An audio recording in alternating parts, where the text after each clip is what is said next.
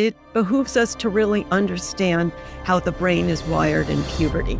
We humans are born with a lot of neurons, but almost no connections between them. And this is very different from animals. So you've probably heard that an animal can run with the herd the day after it's born, and a mouse is sexually mature at 2 months of age. Monkeys find their own food in a few months because their parents never give them solid food. And yet humans take a very long time to mature. This is called neoteny. That's the fancy term. We're born with all these neurons that are not connected, but how do they connect is when they're activated by experience. And that's not that there's a genetic blueprint. It's whatever the experience is. What makes these neural pathways so enduring is what's called myelin, which is the fatty substance that coats neurons in a way that makes them super efficient. And we have a lot of myelin before age 8 and during puberty. Our experiences during these years build the neural network that we go through life with. Whenever you talk about what's going on these days, I think we should also take into account what young people are exposed to before age 8 and during puberty, and how that might compare with what humans were exposed to for most of human history. Welcome back to The Boundless Body. So check this out. 63.5% of you who are regular listeners haven't subscribed yet to the show. So please take a moment. It would be really helpful to click subscribe. It's free of charge. It will really help us out. In turn, we'll help you out by bringing you better and better content. Along those lines, send us an email with your feedback, boundlessbodypod@gmail.com. Send us your feedback about how you think we can do better. Give us questions to address on the show, interviewees you'd like us to interview. It'd be super helpful. Okay. Let's be a community. Loretta Breuning, welcome to The Boundless Body. Hi, nice to talk with you. Yeah, really excited to talk about biological behaviorism and the biology of our animal selves and the core of the limbic system and all sorts of goodies. I really like how you are on a quest for de-idealization. We talk about idealization dynamics a fair bit on the Boundless Body podcast. We share that as an orientation, and let's de-idealize ourselves as animals, eh? Yes. That sound like a plan? Definitely. Happiness being one of the things to de-idealize. Yes, exactly. As hard as it is, the truth will set us free. Yeah. Okay, so I'm just going to read your bio out and then we'll proceed. Loretta Breuning is a professor emerita of management at California State University. As a teacher and a mom, she was not convinced by prevailing theories of human motivation. Then she learned about the brain chemistry of animals and everything made sense to her. She knew this information could help people, so Loretta set about creating resources. She is thrilled that they've helped thousands of people around the world and have been translated into 15 languages. That's badass. Love that. A couple of the books, and we have 8 books. On your Inner Mammal Institute website, there's a link there to the 8 books that you've written. Well done. I've written 1, arguably 2 if you count the dissertation. It's challenging work, so respect. One of them is called Status Games, Why We Play and How to Stop. So in that book, you talk a lot about animal hierarchies. And so let's be clear. We're going to start with this challenging assumption that humans are animals too. Okay. And then presumably we must have hierarchies or something. So there's been an orientation out there in the world towards quote unquote flat hierarchies, which is a type of idealization, right? Kind of saying, oh, well, because we have this fancy neocortex, we can do flat hierarchies. What do you think about that possibility? And can we talk a little bit about the neurology and the ethology? By the way, what is ethology? Maybe we could start with defining ethology and then going into hierarchies. Let me start with a simplistic example of a hierarchy is if Bill Gates wears sneakers to work, but Bill Gates's sneakers cost more than my sneakers, that the mammal brain evolved to make social comparisons. So if everything else is equal, but his sneakers are better than mine, then it will focus on that because it's scanning for social comparison. So that's like a simplistic way of saying that people can drive themselves crazy about small differences.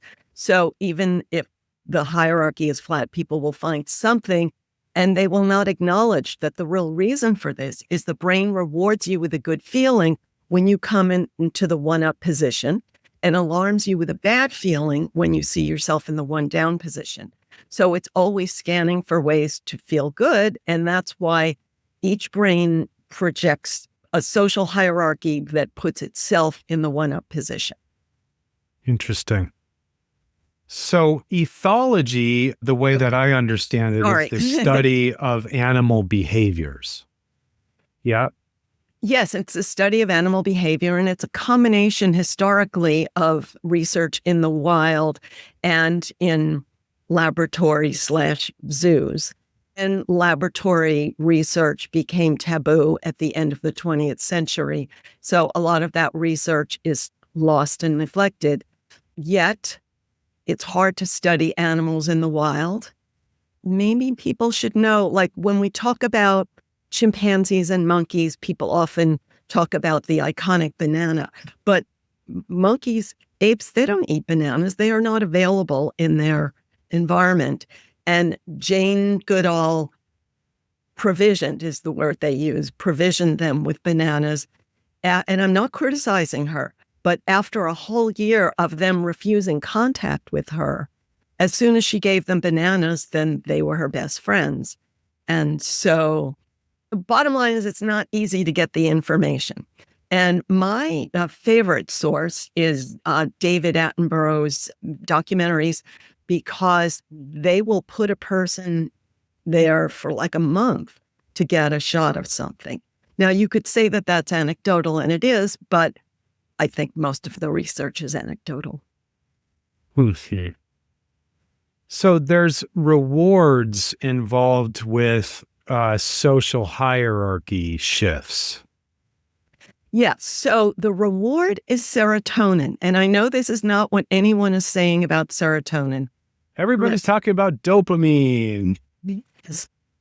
Well, everyone talks about serotonin in the context of antidepressants. But this and now psychedelics, right? Is that linked to serotonin? Yeah. Okay. I didn't know. Yeah, psychedelics, a lot of them plug into serotonin receptors. Yeah. In the 20th century, there was a lot of laboratory research. It was well established. It was conducted by the National Institute for Mental Health in Maryland and UCLA Med School. And it showed that a monkey gets a brief spurt of serotonin when it asserts itself and the other individual takes the one-down position. And this is built on a century of research that showed that animals continually have what they call a dominant submission ritual. Like if I run into you on the street and you and I will instantly decide who's in the dominant position so that if a banana appears, we know who gets it. Or if a mating opportunity appears, we know who gets it. So that assertion is subtle. It's just a gesture, which is often, direct stare and head raising. And the individual who submits, it's because they want to be protected from attack. So animals only fight if both individuals perceive themselves in the one-up position. And it's so fascinating to see this in daily life, because often when you see conflict is when two people are very equal in their social power. Yeah. I often talk about Jaak Panksepp's work. I mean, he's famously known as the rat tickler. Yes. Because he would tickle rats and then study how their midbrain responded to the tickling. And he was big into play. He was Winnicottian in the sense that he really thought that playfulness was our way forward to figure out how to do the great affective intensities, the intense emotions with some degree of creativity. And dominance and submission was one of the things that he looked at. And what he was looking at is that rat pups, as well as wolf pups and other mammals, seem to be quite darn good at assessing who the dominant one is, and then playing being the key word, playing with the dominance and submission energy in a field that of play that feels good. Mm. And us humans, I think human children are pretty darn decent at that, but then all these social complexities come in and derail this natural dominance and submission thing that's in our hardware. I think in the state of nature, the dominance and submission thing could be quite cruel. And it Yeah. would be an example of if children are on a playground. I have a bunch of grandchildren now, and I observe to my horror that there could be all of these toys there, but as soon as one child plays with a toy, another child wants that toy. Okay. So that self-assertion and that I want impulse is so strong. And then a lot of possible outcomes. If I want your toy, you might hit me, or you might just pull it back. And if I perceive that you're stronger than me, then I might get upset. So humans have decided that children should never get upset. And every child, if that not having that toy makes them cry, and so then you try to interest them in the other toy. And you could see how all of these dynamics end up in adult life because our brains are wired in childhood. Yeah. In the play literature, you said something that sparked my mind about what are called play bids, where the dominant animal will often get into a gesture of submission To invite. to invite a play dance. And the amazing video that I saw, I think it's a sequence of images where you have this really, really hungry polar bear coming out of the far north. And then there's a husky, the Siberian husky, that is tethered and on a leash and easy food for this hungry polar bear. And so the polar bear comes up with this gaze, the dominance gaze, this aggressive, like, I'm going to eat you. And the husky gives the polar bear a play bid. It dips its snout and then lifts its tail and then starts to wag. And they actually get into a play sequence. So that's really interesting. This might be an idealization of play. I don't know. But what it says is, like, at least in that moment, the polar bear was choosing play over food. Curiosity is maybe a factor, but we have to remember that this scenario would not exist in the state of nature. The tethered wolf would not exist in the natural state. So why didn't the bear eat it? There may be something about that the bear perceived that the wolf had the protection of a pack, being the humans, that somehow the bear, the wolf must have been protected. Whoever owned that wolf was protecting it somehow, and the bear perceived that. And so it did focus on the signal, and it's interesting the way that play invitation signal is cross-species. Yeah. Yeah. Interesting.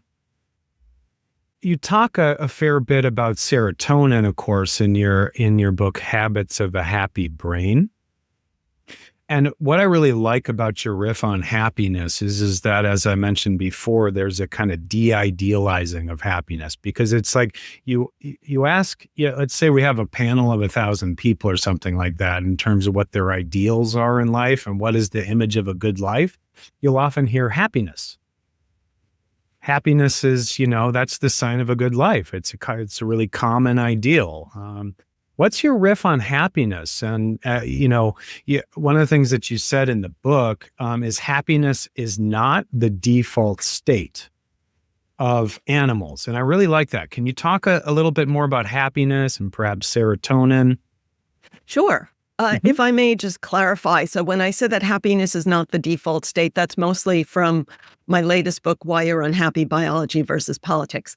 Serotonin is mostly the subject of my book, Status Games. But my introductory book is Habits of a Happy Brain: retrain your brain to boost your serotonin, dopamine, oxytocin, and endorphin levels. So I focus on the happy chemicals in general and the fact that they evolved to motivate survival action only in moments when that action would actually promote survival. So they're not designed to be on all the time. And that really helps people to understand that ups and downs are natural and no one is getting happy chemicals all the time. And a person should not feel like they're broken if they're not getting them.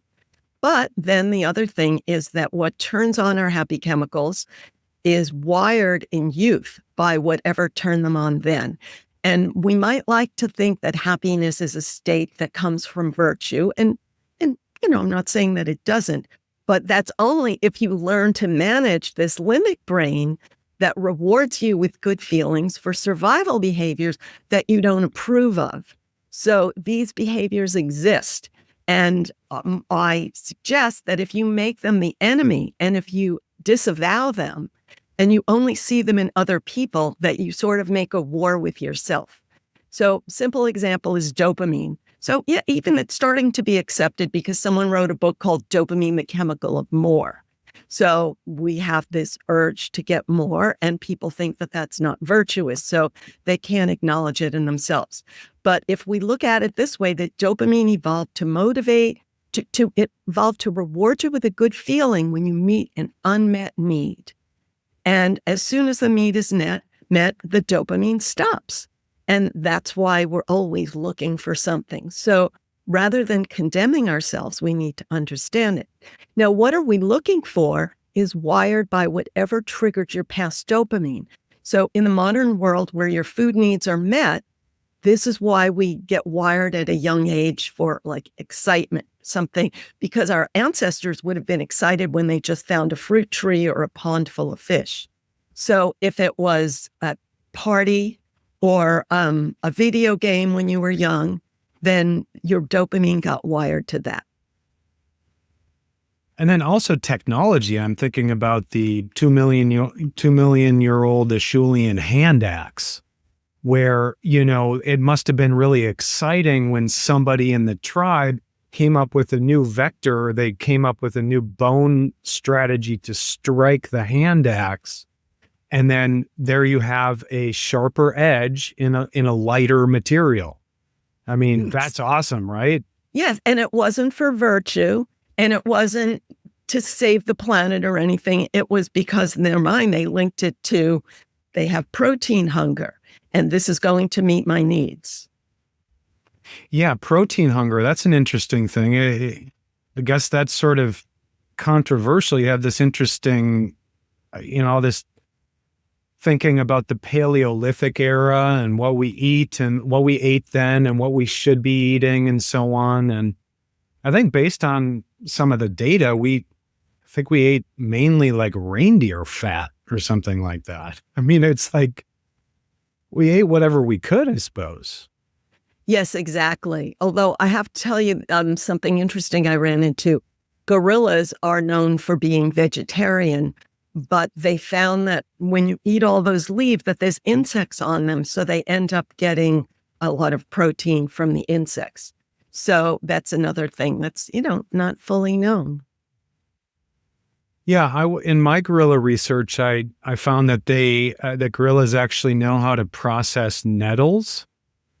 The stinging nettles that if they're really bad when I get stung by a nettles, it's for real.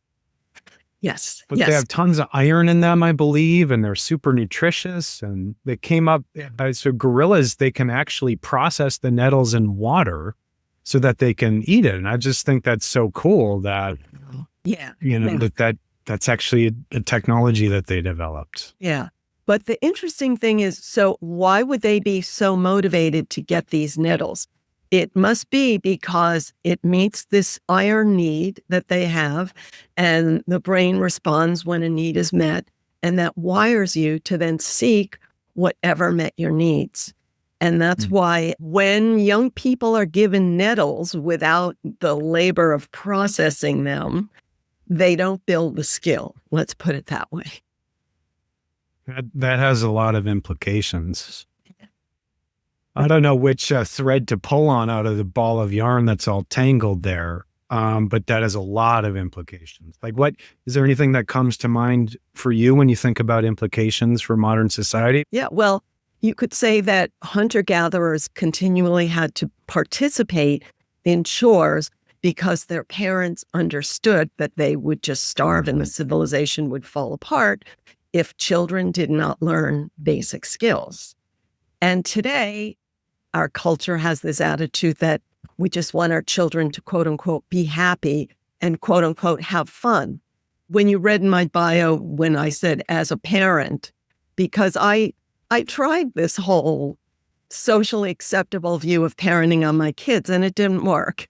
They did learn to meet their survival needs, but I would have done better if I understood the brain, but I didn't focus on that until after they grew up. So, like the early tribal society, I call it the kind of new Eden myth. There seems to be a narrative, an implicit narrative circulating that, before the entrapments of the patriarchy or the hierarchy or something like that, there was a society where, things were peaceful and happy and everybody was goddess worshipers and stuff like that. What are your thoughts about that narrative? Sure. So I stumbled on this in an interesting way. My husband and I planned a trip to Tahiti. And there's this old myth that when early sailors sailed into Tahiti, that naked women came out in boats and welcomed them, so to speak. I wanted to research, what's the facts here? So the fact is, the first, it's true. And the second fact is that this welcoming came at the price of exchanging one nail for each act of welcome. And it got so bad that the sailors were pulling the nails out of the boats and the ship was falling apart. And it was represented as these women were doing it out of love, let's use the simple word. But in fact, their fathers and brothers were pimping them because metal did not exist in that society. So that's one whole bucket of my questioning of this myth. And then I wrote a book called Tame Your Anxiety, and showing how our brain is designed when you know that the cortex is able to anticipate the future, but the cortex is designed to serve the limbic system more than we realize. A way of saying that is in verbal terms, we say, I just want to be happy. So your cortex is saying, what can I do to give my limbic system what it needs to be happy? And if you were on a tropical island, if you just brought your old wiring of like, what if we run out of fish? What if we run out of coconuts? What if we run out of mangoes? So you would still have to build the skill of redirecting that future, let's call it catastrophizing.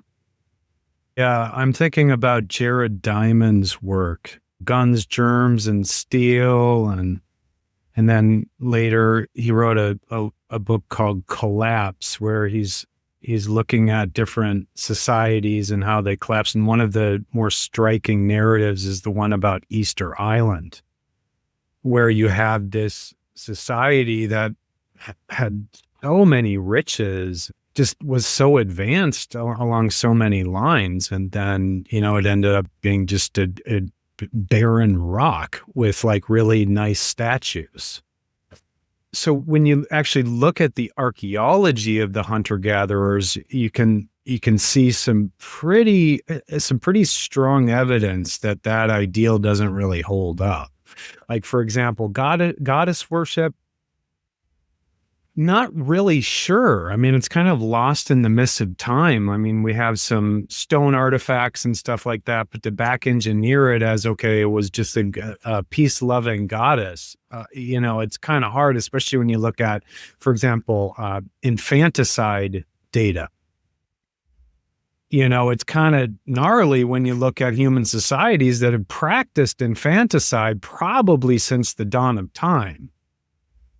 Yeah. Oh, yeah. You raised so many issues. I'm trying to write them down, but I'll start with that last one. So we have been told about quote unquote free love in the Polynesian culture.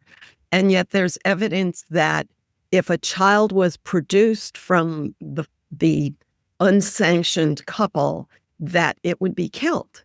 So it's like, yeah, fine, go for it, but this is the price. So that's one thing. But another thing, the idea that females are all wise and all knowing, I don't ever want to criticize anyone's religious beliefs. So I just want to offer animal examples of how females have behaviors that would not fit the ideal. So one of them, interestingly, you mentioned infanticide, so you probably heard the way in some species, such as gorillas, the males are motivated to kill a child in order to end lactation because that's what puts the female in estrus. And the male risked his life to get access to that female. And if he has to wait for 4 years for her to be in estrus, then it's not worth the risk. So they're always motivated by genetics, regardless of conscious intent. Now, the female always goes with the male who ate her child because that's the best thing for her genes, because that male has proven himself to be more capable of protecting her next child. So that's just one story. Now, but in any species which is called female dominant, the females have dominance behaviors that, again, don't fit this idealistic view. And hyenas are the most extreme example. And it's like so horrifying. Have you heard anything about the hyena lifestyle? No, but I'm ready. I'm buckled up. I'm buckled into my chair. I'm ready. Give it to us, Loretta. It's just an amazing thing about evolution. So females are dominant in the hyena world, and they always give birth to 2 children. If they are both female, the first female kills the second female. And this is that sort of aggression that they're born with. But somehow they are born to search for female genitalia. Well, would you believe that hyenas have evolved the external appearance of male genitalia, which are not functioning? This is a fact. It's just an amazing thing about natural selection. It's just unbelievable. Wow, interesting. Yeah, oxytocin is a chemical that gets idealized as the so-called hormone of love. But if you look at the data there, you see that oxytocin does, yes, in fact, it's a feel-good chemical that increases in-group bonding and pair bonding. However, it increases out-group aggression. Yes. So here's the thing. People want to think of bonding as this idealized state where I only care about saving your life and you only care about saving my life. But the core behavior, so I recently spent time on a goat farm and learned that goats' core impulse is to spread out because they die of intestinal worms if they're too close because they ingest them from soiled food. So they're always trying to spread out. But if they get too far from the group, the predator always picks off the isolated individual. So they're constantly weighing that decision of like, okay, am I too far? Oops. Now, if you wait too long, you're dead. So natural selection built a brain that motivates you by rewarding you with oxytocin to return to the group. So it's a fundamentally selfish impulse. And in most species, when they get to the group, the stronger ones push their way to the center where it's safer. So it's another selfish impulse. And another amazing thing that you probably heard, oxytocin triggers childbirth and labor and lactation. Females in most species go to be alone when they're giving birth, which is very hard to believe that they wouldn't want the protection of the herd in that moment. That oxytocin of labor motivates them like, well, I already got my oxytocin, but I think it's so that the herd doesn't eat the baby. and the placenta, which is so rich in stem cells and everything. And that's another thing that really challenges. It's mind blowing, right? Because most other simians, I believe, eat their placentas after birth, right? I mean, that's some good protein there. Yeah. And I guess if you have the placenta and that's motivating, and then here's this little piece of meat right there, the child, which is just so vulnerable, and the mother's vulnerable. So it just, helps us understand that ideal view that a group is pure cooperation and love. But there are so many different situations. And so the bottom line is a weighing. If we think of our brain as designed to make good survival decisions, and that helps us in daily life, because I'm always deciding, am I better off putting my time into this group activity or this individual activity? And if I feel guilty if I go my own way, but I feel guilty if I go with the group and I don't do my own thing, this is what we're doing all the time. And we think that this is some flaw in society, but no, this is the way our brain is designed to work. Yeah. You're talking before about sensitization processes in early childhood around, happiness and things like that. What, floats your boat, what makes you excited. And I'm actually thinking about birthing process and what are some potential implications for medicalized birth, because, often what you have in medicalized birth is you have an introduction of fake chemical oxytocin, Pitocin. And in the literature, it's very, very clear that as soon as you introduce Pitocin, you have what's called an intervention cascade, where once the Pitocin is in there, that woman is more likely to have a vacuum extraction or a cesarean section. I'm cringing because my daughter had this problem, and it's like, I feel her pain. Yeah. She got into the intervention cascade. Or this was actually your birthing process of your daughters? Well, both. My daughter had it for many, many hours. But where labor stops progressing once the intervention starts. Yeah.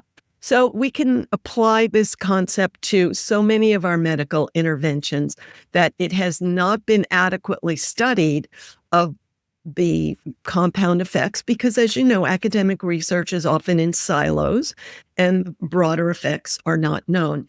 But a simple principle that could help us from animal behavior is habituation. So the brain habituates to any input. And the healthy idea is like, when I find enough food, then I go look for water, because food no longer excites me. And then when I find enough water, then I look for rest, because water no longer excites me. So our brain is designed to habituate to the reward we already have. And if you are giving chemicals that were designed to make through appropriate action, then we stop making them through appropriate action, either not learning the action or just not physiologically producing them because we've habituated to getting them externally.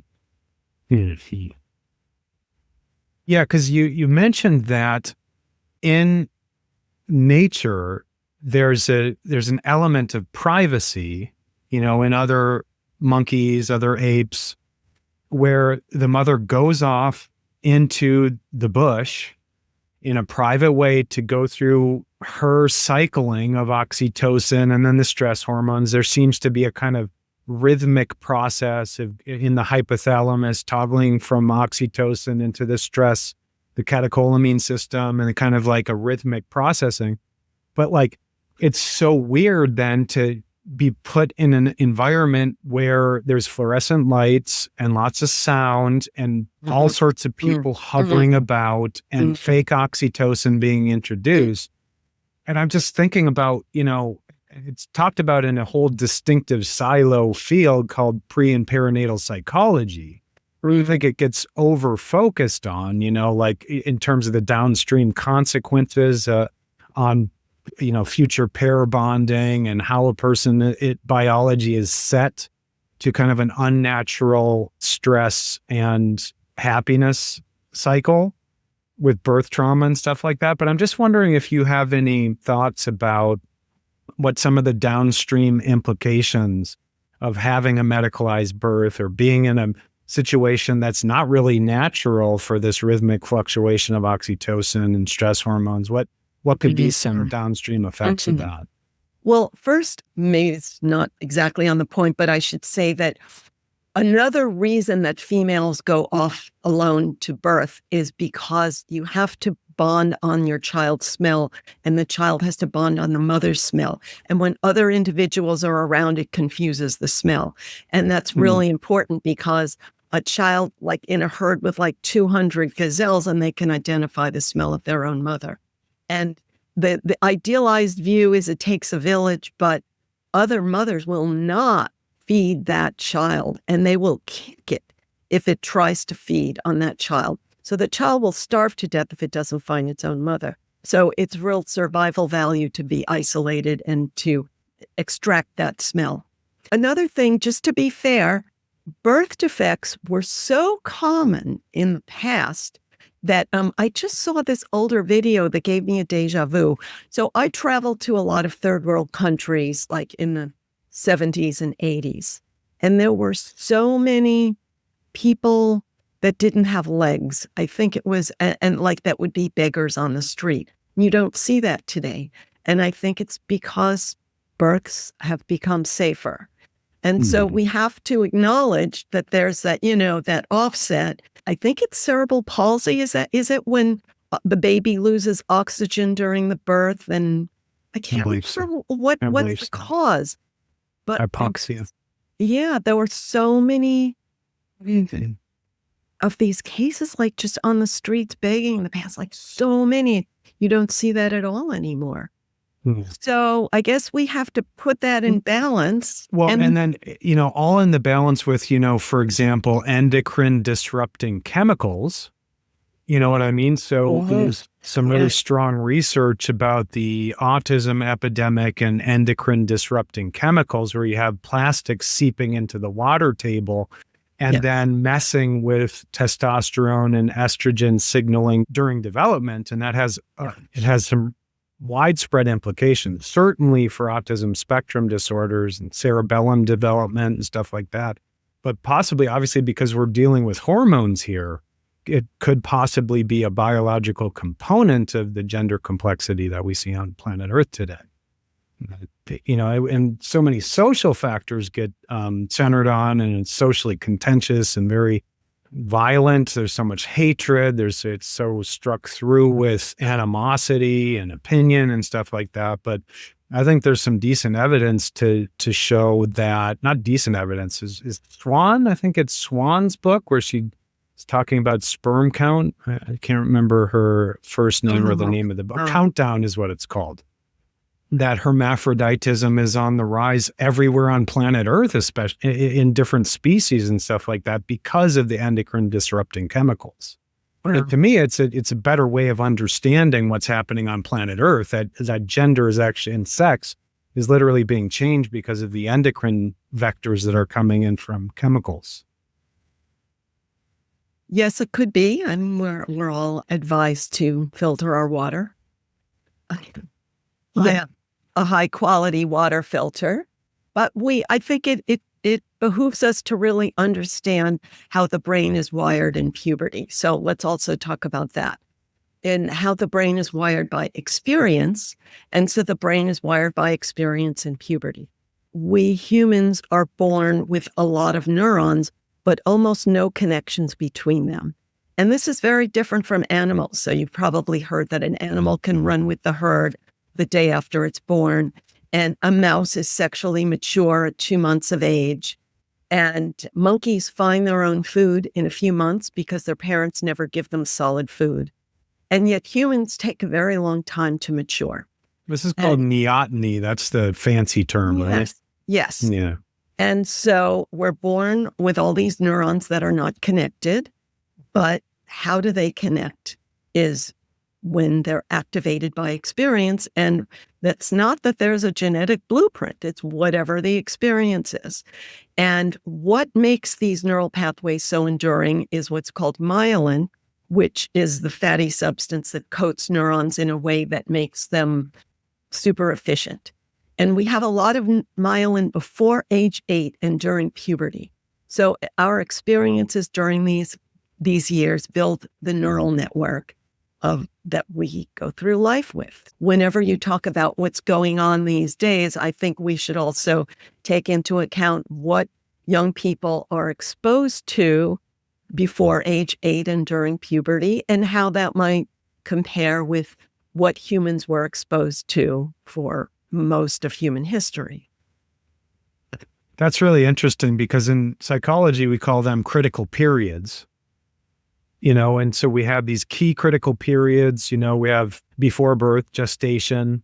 We have the first 3 years, the so-called rapprochement stage, the terrible twos. And adolescence is very much a critical period, and a lot of hormonal stuff is happening.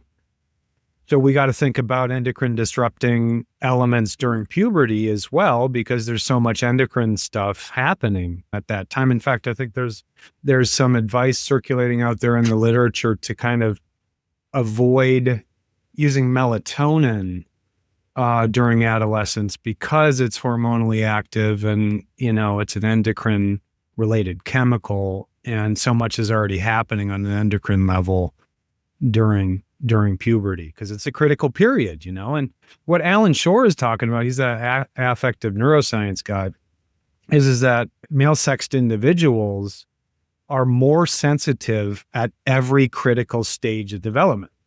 Women are usually like, well, duh. Men are more fragile. Well, yeah, biologically, yes. He lays out a convincing argument, Alan Shore, that biologically, the male sex is more sensitive to these endocrine disrupting chemicals at every critical stage of development.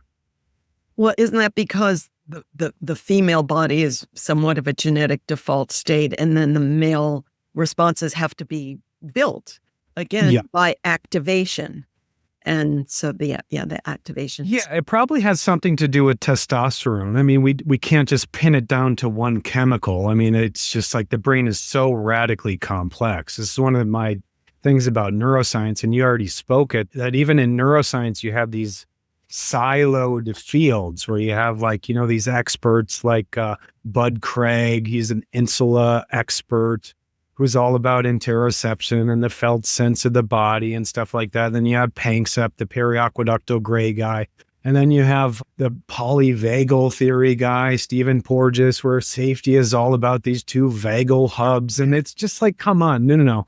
Sounds complex, like polyvagal theory sounds complex, but it is just one little slice of the pie in terms of how the brain is coordinating itself in an environment and registering safety and all of that. We can't reduce the complexity of the brain to just one neural hub. I mean, come on. So, polyvagal theory, is old actually. It's Porges came up with his doctoral dissertation, I think in the mid 80s or something like that. And it's actually really old. Yeah, well, he would argue it's old, but it hasn't been incorporated into the mainstream medical paradigm. Well, and now it is, and there's theory lag, which seems to be still at about 20 to 30 years or something like that. So I get it. I'm just challenging the idealization. Yes. And the oversimplification, basically making the whole science of safety, boiling it down to just the vagus nerve. So here's the thing. There's these social dominance behaviors in science, and which theory is right and which theory is accepted is results from assertion. And then once a certain theory becomes dominant, then you need to effectively submit to that theory in order to get funding and in order to get hired, in order to get published. And then maybe many years go by and then a new gorilla comes along that comes up with a new theory. But every theory that manages to assert dominance is somehow a silo that was cherry-picked to make a point. And we should also be asking who funded that research. Yeah. Well, you actually sound like Nietzsche. Nietzsche had this genius phrase that the prevailing truth of a time is a function of power and not truth. I every time I read anything about Nietzsche, I feel like I do, I do think like him, and it bothers me because he had such a bad end. Yeah, totally. Well, he is one of those touched minds that was just, very much a genius and way ahead of his time. And as geniuses do, they just get totally misread and oversimplified. And, Nietzsche gets pinned as a nihilist. He was not a nihilist. Come on, people. Yeah. So here's a really good way to think about things. So there's a currently popular theories about extroverts and introverts. And it fits the victim paradigm that's so popular of introverts perceiving themselves as victims. Nietzsche was the ultimate introvert in the sense that he was not absorbing the truth from the people around him, but he was just sticking to his own truth from his sensory inputs, which is, I feel, what I'm doing. And then mostly people get their truth from one herd or another. So it's like, here are these different herds, you pick, but then you got to agree with their truth mostly. Otherwise, they'll treat you like you're bad. And so in the animal world, you sort of do have to pick your herd. And the individual that doesn't choose a herd is sort of killed off in the animal world. Outgroup omega is what it's called in the ethology literature. The what omega? Outgroup omega. Okay. But that's as opposed to an in-group omega, which is, correct. Okay, got it. Yeah. Correct. But the bottom line that I think people and introverts, quote, need to understand is that extroverts pay just as high a price for their choice as introverts. So they're very high cost to being an extrovert. So in the human world is basically that you have to renounce your own sensory reality in order to accept the reality of your herd, in order to not be outcast. And in the animal world, a simplistic way of saying it would be that you have to run whenever the herd runs, even though there's a lot of false alarms. And you have to constantly invest energy in fighting for your place in the social hierarchy, because if you don't, then you end up at the bottom and you don't get any food. So there's a cost to being an extrovert, there's a cost to being an introvert, and our brain is designed to weigh that cost, and we weigh it with our unique individual niche. Interesting. I'm thinking about, there's a field called evolutionary psychiatry. Yeah. I have all of their books, and that was from the 1990s. John Price, Anthony Stevens. Yeah, and they died out, I think. Unfortunate, because very, very powerful. Anthony Stevens was one of my early heroes in the field of trying to bridge the archetypal thinking of Carl Jung with ethology. And so he was drawing on evolutionary psychiatry to try to give us a biological basis for archetypal geographies in the human, which, and it really makes sense if you really look at the literature. It's like, well, we got aggressive circuitry, the warrior archetype, boom, it all lines up with, that there's an aggressive instinct in the human and in all mammals, essentially, to protect territory. And, to some extent, to propagate territory through genetic distribution and so on, and the warrior, of course, is very territorial. But one of the interesting things is in evolutionary psychiatry, they have a terminology called spacing disorders. And spacing disorders, you're familiar with this, yeah? Very cool. So you have essentially an archetype or a biological drive to get space from the herd. And a spacing disorder is the derailment of this archetypal need to get space from the herd, to come up with individual. In autism research, they call it splinter skills, right? Where the non-normative brain is naturally a spacing-oriented situation where they come up with contingencies and different strategies and innovations that the herd can't do on its own as the herd. But so then you have mental health disorders like schizophrenia is within that category of spacing disorders, and the Jungians would call that the magician archetype. People that are very much spaced out.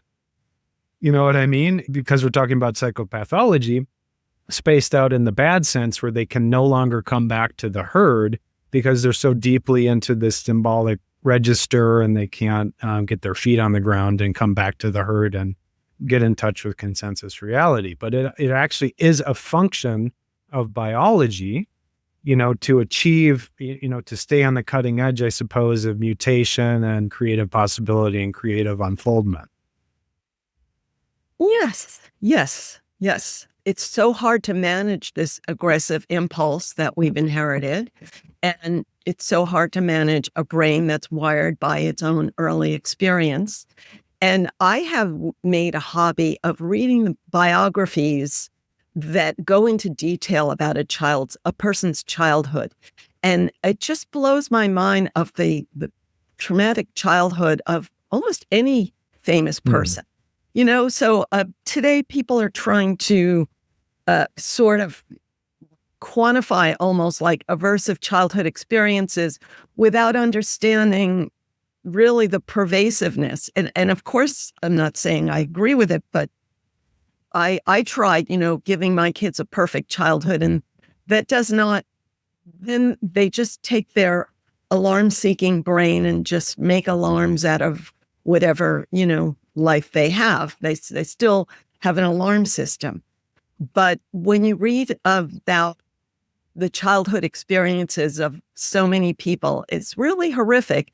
And so that, I guess speaks to resilience and speaks to childhood learning to conquer adversity as opposed to children who do not learn to conquer adversity.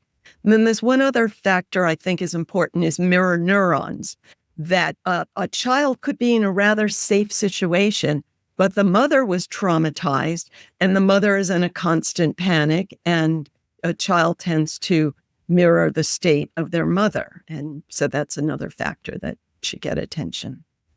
Yeah, that trauma is contagious, that it somehow seeps into the groundwater, to use a metaphor. But I think through the mirror neuron system, there's an element of contagion, social contagion, that goes with trauma. I mean, just somebody that's radically anxious walks into a room and you start seeing people kind of touching their face and throat a little bit more, and the shoulders start, people start to wear their shoulders a little bit more as earrings.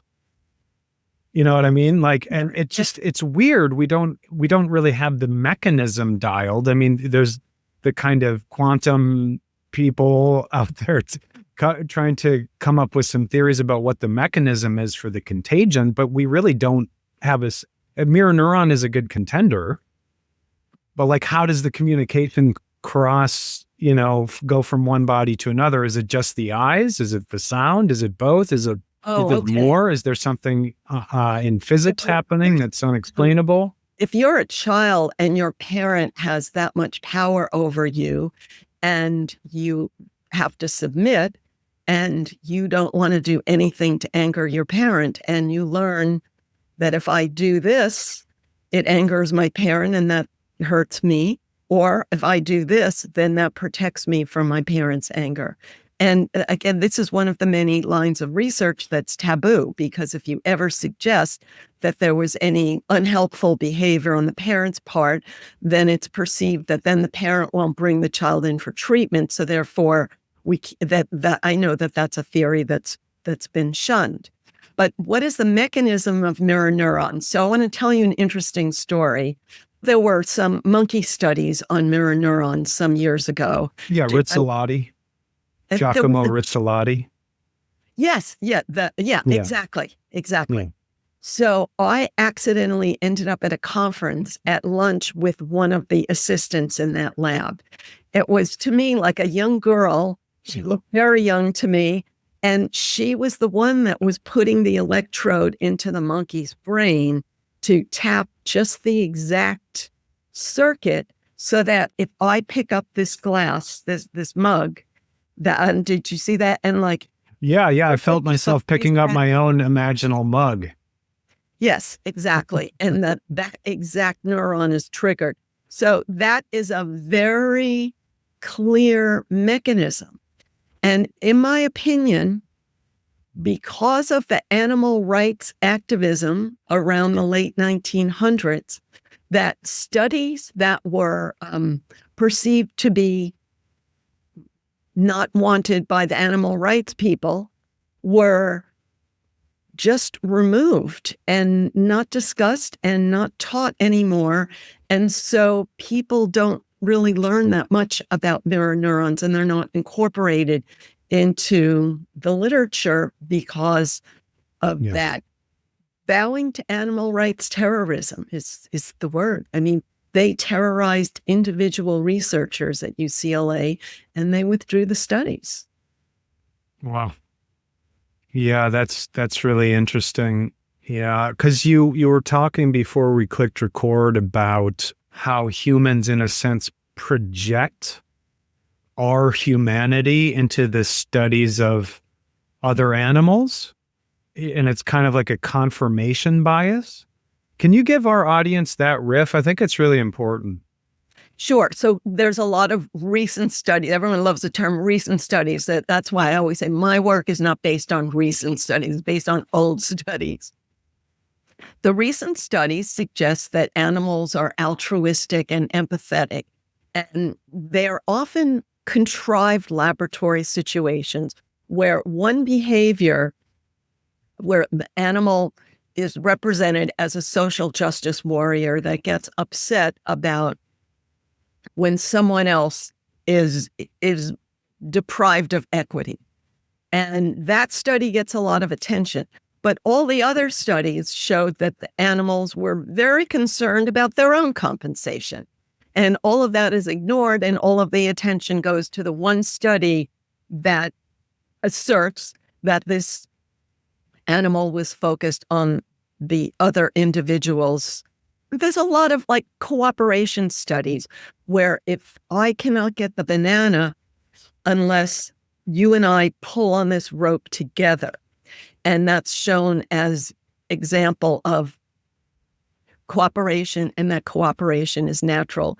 And it's true. And you could say that it is a higher order inference. The core motivator is the selfish urge for that banana. The minute I could get that banana without you, I'm going to get it. That's what is left out of the literature. Yeah, I see what you mean. I mean, I teach at an institute, this modern movement towards kind of challenging Darwin altogether and saying that, it's not survival. It's not, nature is primarily about cooperation as opposed to competition. And in endosymbiosis, that early state, it is crucial crux of evolution, is a gesture of cooperation instead of, competition. But if you really think about it, it's this really complex dance. I mean, and there's also trickery. Nature actually uses deceit a lot. Yes. And monkeys are cognitively capable of deceit. Maybe you remember the study more than me, but I do remember that it was clearly researched. Oh, I'll give you a great example. And I really recommend people watching nature videos. So in one of them, they show that this highly prized resource becomes available, and these macaque monkeys stuff their jaws to the point that they're extended like this, and then they run off to an isolated spot to then slowly eat. But first, they just stuff their jaws to this extreme extent that you can't believe. Then they show a more dominant monkey literally forcing the other monkey to open their mouth and give up some of those. That's what is, in the wild, which is not in a laboratory setting. So do other monkeys fill their mouth with like bogus stuff? Where's the deceit? Is there deceit in this? Oh, the deceit part was when, you know what, the highly prized resource was an egg, because protein is the most prized resource in the primate world. They had an egg, and then one study turned us back, but in another one, I think they actually hid it and came back for it later. Because if I get an egg and you try to grab it from me, it's going to break, and I can't Yeah. fit it in my mouth. Yeah. The great philosopher Gilles Deleuze loves to talk about the wasp and the orchid. That there's this you've heard this stuff. It's so weird. Race. It's an arms race. It's crazy, right? Because an orchid has developed a chemical signature, a pheromone that exactly mimics the pheromone of a female bee. And not only that, the morphology of the actual orchid looks exactly like the female genitalia of a wasp. Sorry, I said bee, it's wasp. Yeah. And so you have this really interesting, so that, that the pollen can be propagated and stuff like that. Yeah.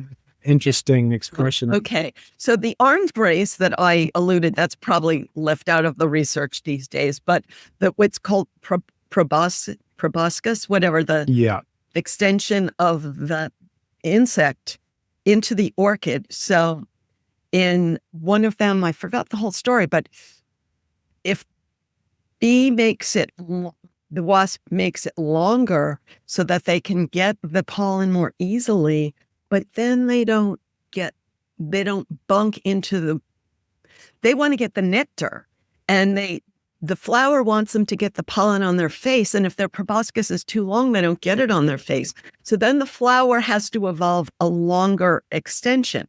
And so when Darwin found an orchid that had a deeper pocket than any existing wasp, he inferred that there must be a wasp that fits this. And then it was found like 100 years later that there was a wasp with a proboscis that was that long. So interesting. Yeah, so we have... An arms race was found in a lot of species. And so that's the literature on competition is just ignored. Oh, yeah.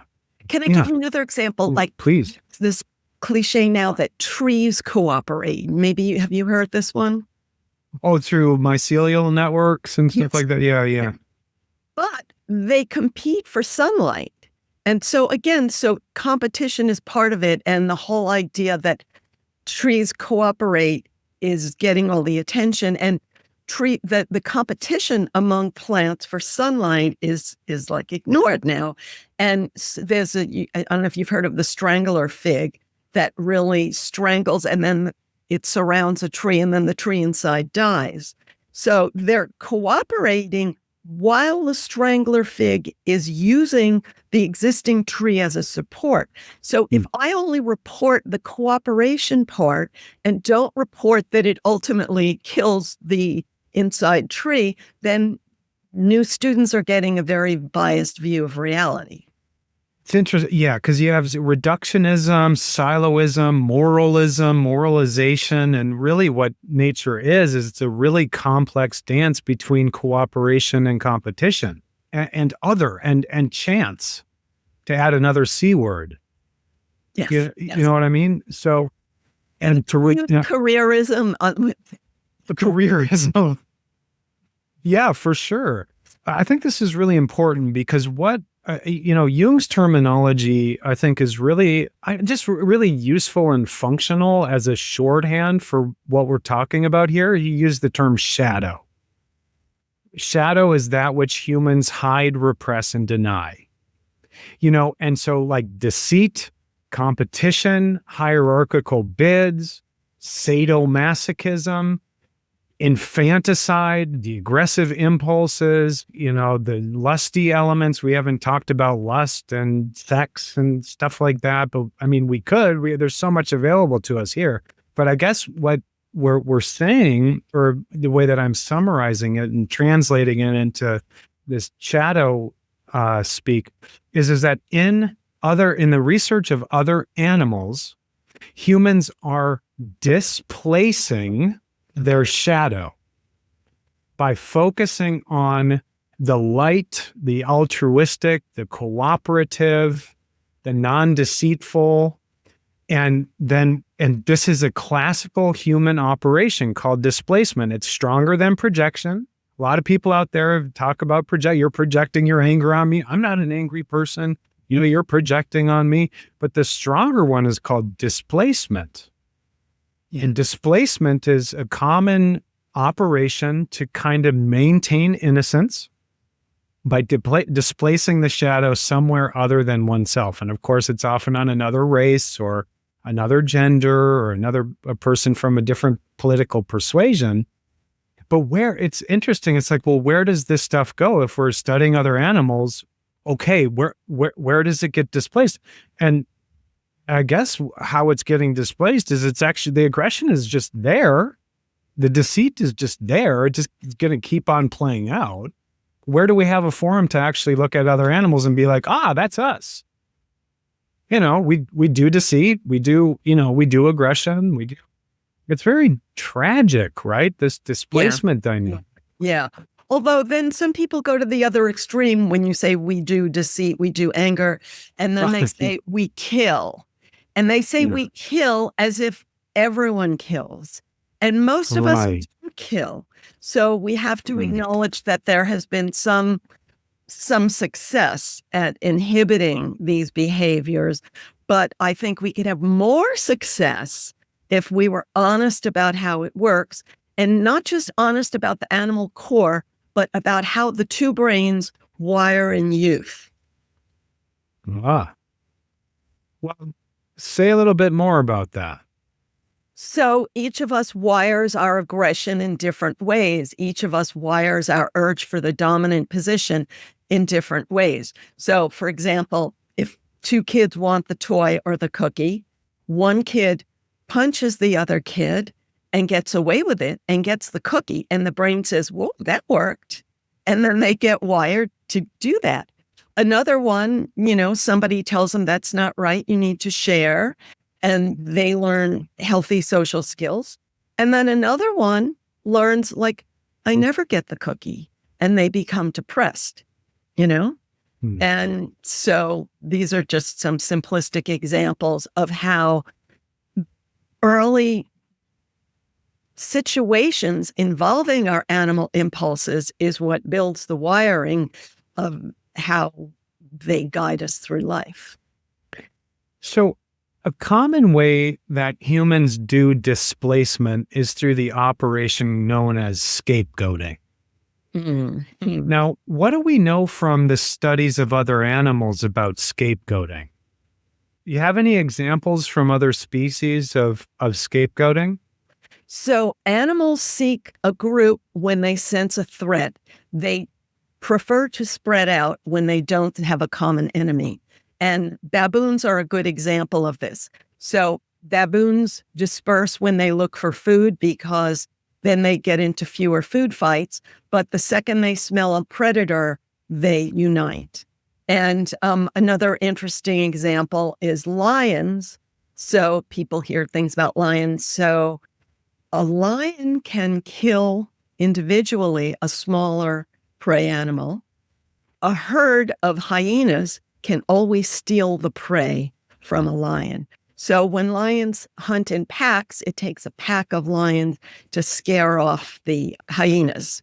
So I forgot what the question was, but this about scapegoating. I'm looking for some of the ethological elements of scapegoating. So when there's a common enemy is what unites a group. And in nature, the enemy often is more powerful. So I can't think of an animal that would bond around an enemy that was less powerful. But I'm thinking that this is what humans do in this world where we're relatively safe and protected and we don't have an immediate enemy. Your natural impulse to bond against a common enemy finds whatever target is convenient. I'm thinking about, because, scapegoating is often within the in-group, happens a lot and happens everywhere. It's archetypal. It happens everywhere, I'm thinking about Jane Goodall's Horror, when she encountered the genocidal impulse within the chimpanzee species. Because genocide is a type of scapegoating. And then cannibalism, as including that. What happened in this encounter? Like this is I have a great, so I have the answer, and I don't know if I got it from Jane or someone else. So first, people should know that chimpanzees have territories and they patrol their territories. And so the common enemy has the function of bonding each group of chimpanzees, despite the fact that they fight a lot because mating opportunity in a chimpanzee group is quite limited, which I could explain. And so the common enemy is what bonds them despite all the conflict. But why do they have these territories that are so important? Well, it turns out that their diet is very seasonal, and there is a certain time of year where there's not much food.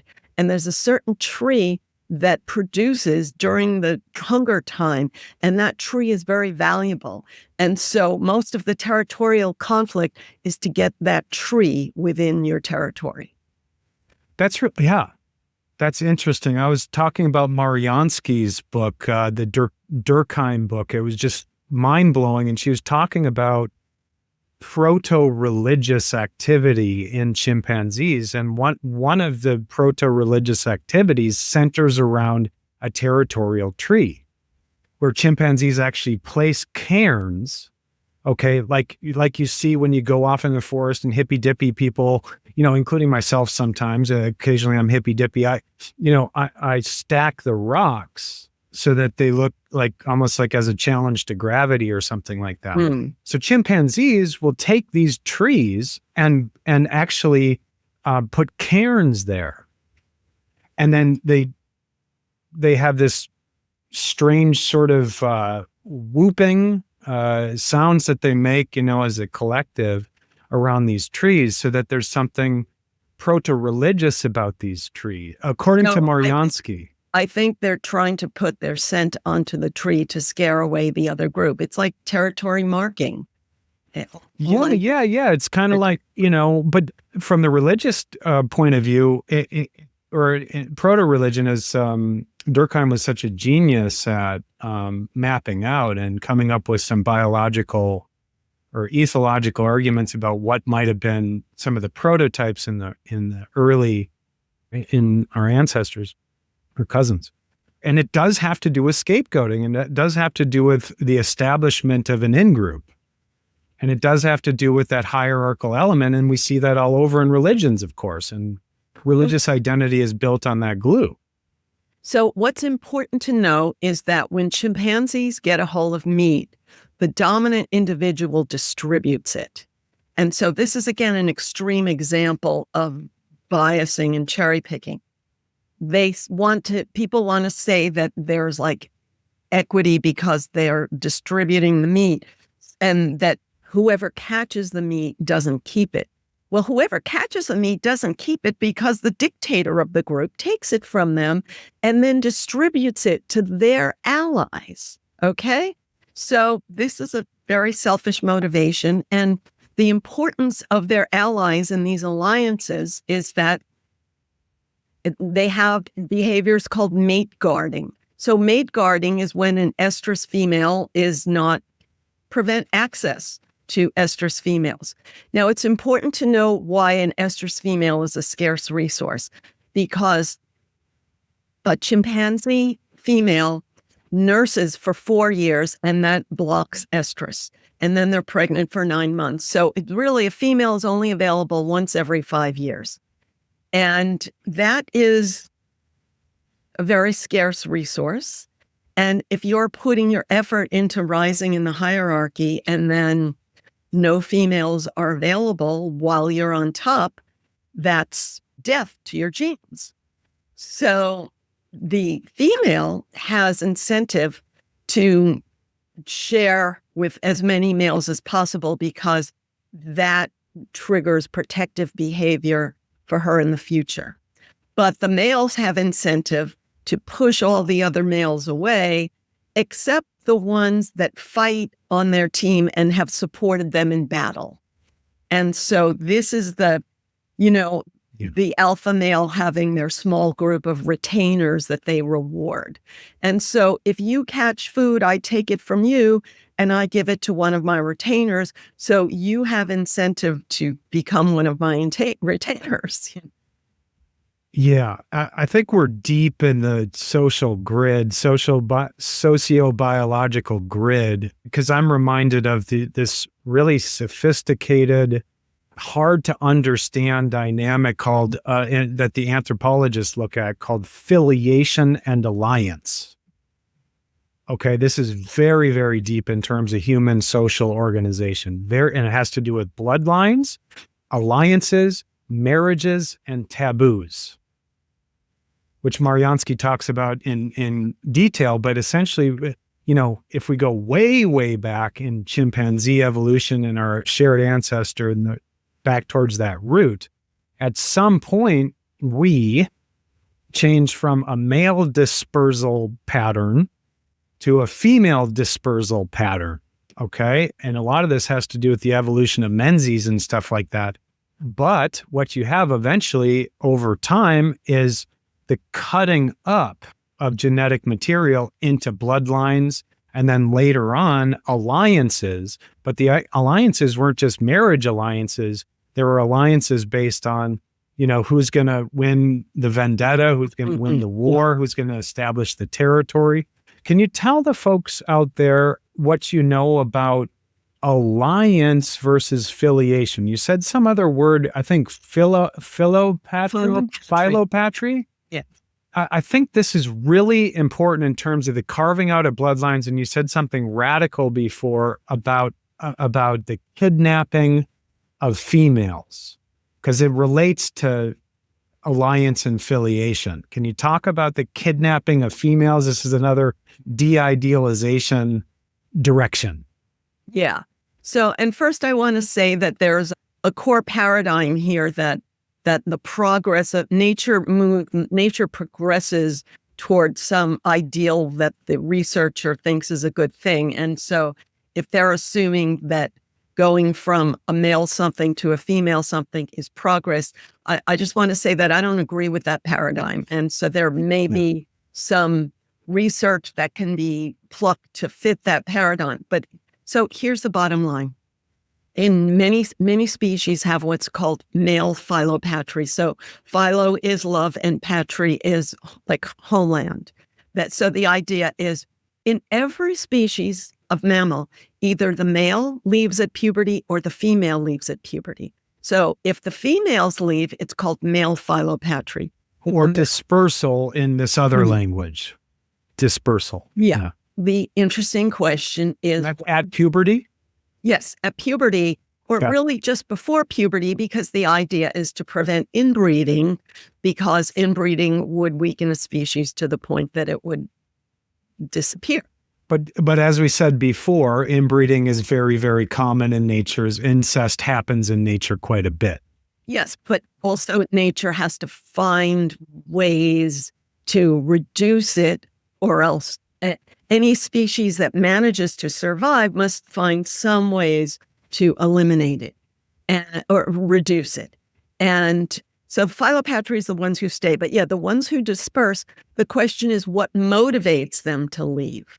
Yep. Let's say it's the tree. Let's stick with the tree, this image of the tree based on Estes and stuff like that.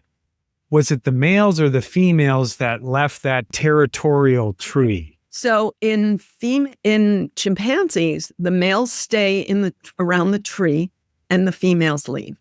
And the females end up in another group, and therefore they have genetic variety. And the research question was, what motivates the females to leave?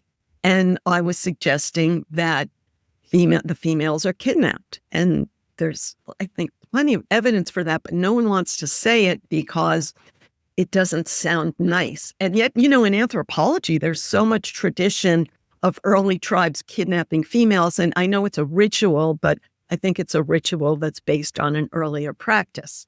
You see a female and you take them because that is the scarce resource of life. Wow. It's a contentious thing, right? I see why you came out of academia. Yes. Can I talk about lust? This is a very non-lusty way of thinking about it. Most forms of life, their reproduction is motivated by smell. Even early mammals, reproduction was motivated by smell. So I was a volunteer at the Oakland Zoo, and zoos only can breed animals when there's permission, which is a very complex hierarchical decision. And they had permission for these turtles to breed. These are giant tortoises, and they were not interested in each other. And then after they separated them for 3 months, then they were interested. So it's just an example that smell is what turns on the process. And this was the same for mammals until exactly the time when the olfactory cortex shrank and the visual cortex took over the areas that used to be part of the olfactory cortex.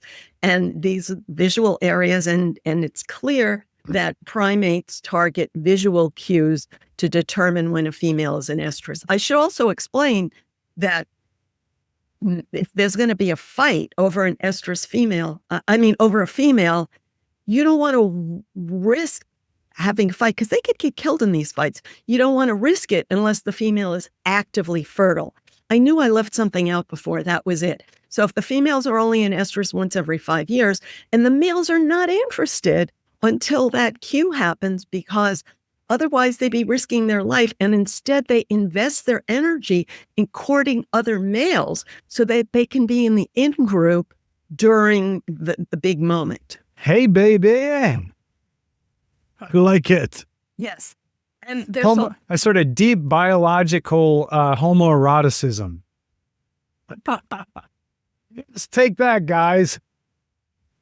So there's also a word for, I can't remember, it also has one of those very funny meanings of when, come to me, when a couple goes off during the whole 3 days of the estrus and she only has that one partner. And there's some debate as to whether there's coercion involved or whether this is quote unquote love. And then this is what was the feminist response, that book you mentioned. There was evidence for many years that the sperm were battling inside the canal. And there was a lot of evidence for that. And excuse me for saying that bonobos, which are known for like sharing and peace and love, but they have the largest sperm factories of any species. And they are skilled at doing their work inside. And then there's this whole female attack on that evidence, feminist attack on that evidence, because that violates these sperm, because that makes it sound like the female is just a victim of male aggression. And so that has been now reinterpreted in some way that I cannot even repeat. Wow.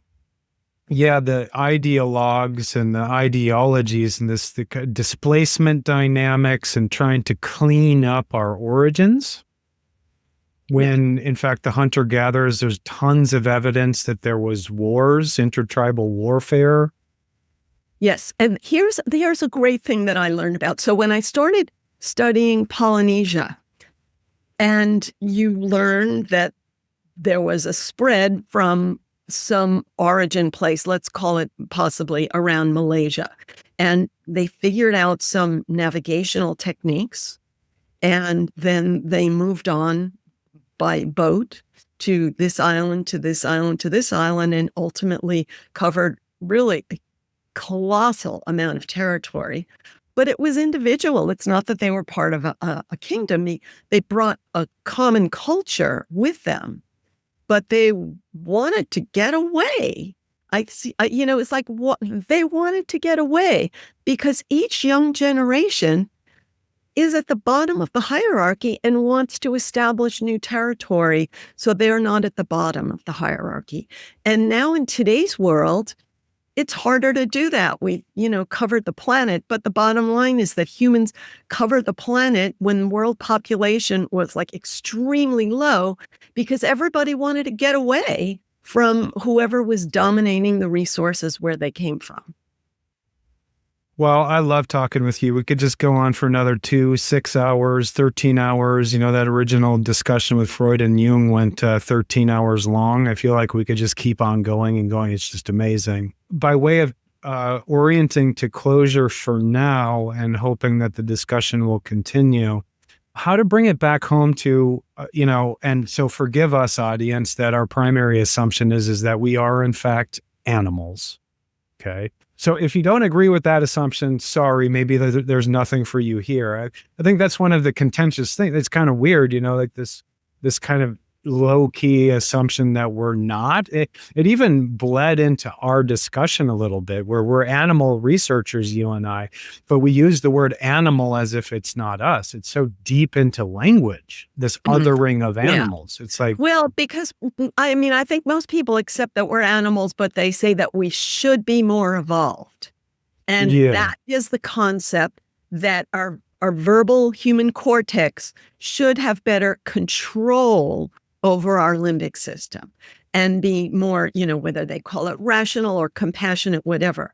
So I think it's important to say that because the limbic system sits at the top of the spine, that the limbic system controls the body and that the verbal brain only influences the body, the limbic brain, rather than controls it. So people talk about the PFC as if it's in charge. Yeah. And what I say in all of my books... Executive Control Center, yeah.